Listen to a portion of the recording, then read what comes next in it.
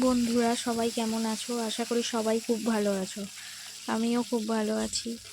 দেখো এখানে ইলিশ মাছ ভাজা করছি। তোমরা কে কে ইলিশ মাছ খেতে খুব ভালোবাসো, পছন্দ করো, অবশ্যই কমেন্টে জানিও। আর এটা ইলিশের সিজন, ইলিশ মাছ তো সবারই খুব পছন্দের মাছ, আর আমারও ভীষণ ভালো লাগে। দেখো ইলিশ মাছ ভাজা করছি।